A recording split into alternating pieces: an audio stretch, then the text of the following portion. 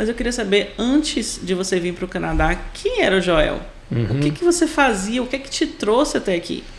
Olha, eu desde muito novo, eu sempre fui apaixonado pelo mundo. Ficava olhando os mapas, assim, eu colocava mapas colados na parede do meu quarto. Então tinha o mapa Mundi, eu tinha o mapa do estado de São Paulo, sabia de cor todas as rodovias.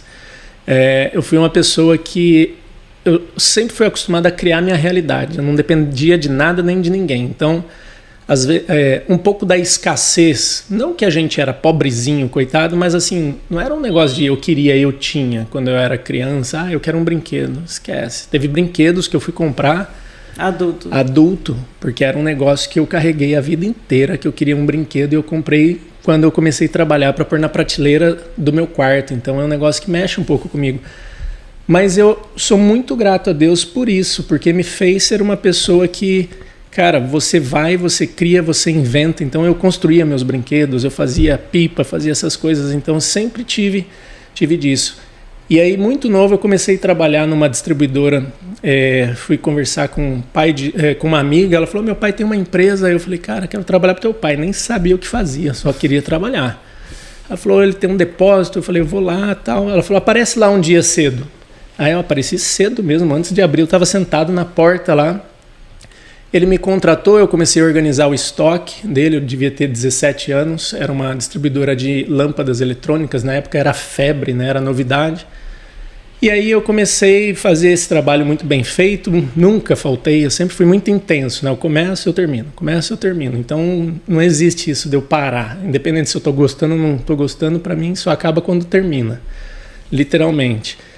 E eu comecei a fazer isso e logo teve a oportunidade, assim, um motorista, ele não pode vir, ou tá doente e tal. Eu falava, não, deixa que eu vou. Eu sempre tive esse negócio de sair, querer rodar e passear e ver as coisas. E aí eu separava as mercadorias e eu mesmo ia fazer as entregas. E aí eu comecei, naquela época, nossa, faz tempo, 2006, 2007, alguma coisa, devia estar com 16 anos de idade, 20 anos atrás, né? Não tinha GPS, essas coisas, então era no mapa, eram uns negócios, eu ficava olhando, e como eu já tinha aquele background de ficar olhando o mapa, aí eu comecei a fazer as entregas em Campinas. Aí daqui a pouco eu comecei a fazer no estado de São Paulo inteiro, eu sabia todas as rotas, circuito das frutas, circuito das águas, todas as regiões do estado de São Paulo eu sabia de cor. Aí daqui a pouco eu comecei a ir para grande São Paulo mesmo fazer entrega, eu fazia tipo 15 entregas durante o dia, enchia um caminhão à tarde, no final do dia com mercadoria para trazer, sem GPS, assim, eu fico olhando hoje, às vezes eu tinha 18 anos de idade, eu estava com um caminhão, nem poder dirigir aquele caminhão eu podia com a minha carta, mas meu chefe era meio tipo, vai e depois a gente vê. Se a polícia te parar, fala que você está trabalhando, tentando ganhar vida, que vai dar tudo certo. E eu ia, né?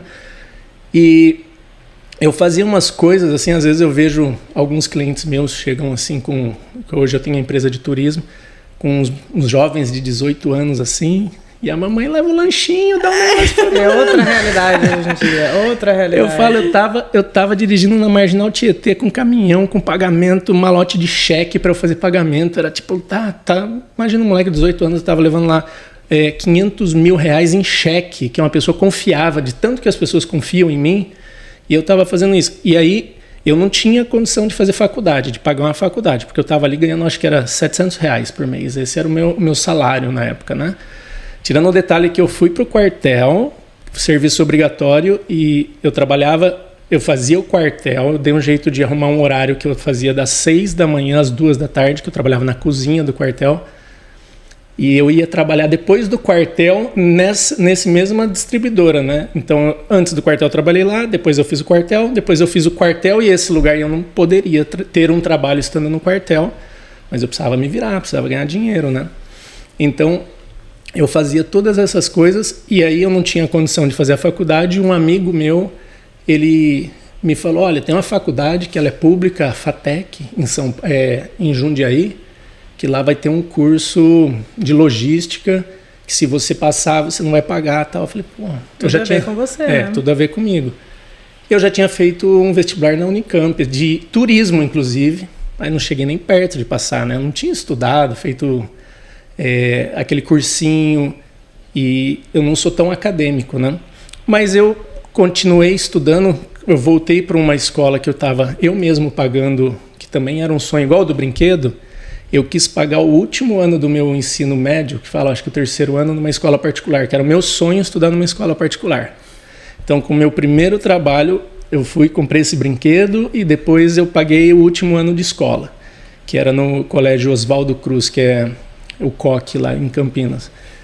E aí eu voltei para esse colégio depois do quartel, fiz ali 6 meses de cursinho pré-vestibular e consegui passar na FATEC. Só que a FATEC era em Jundiaí.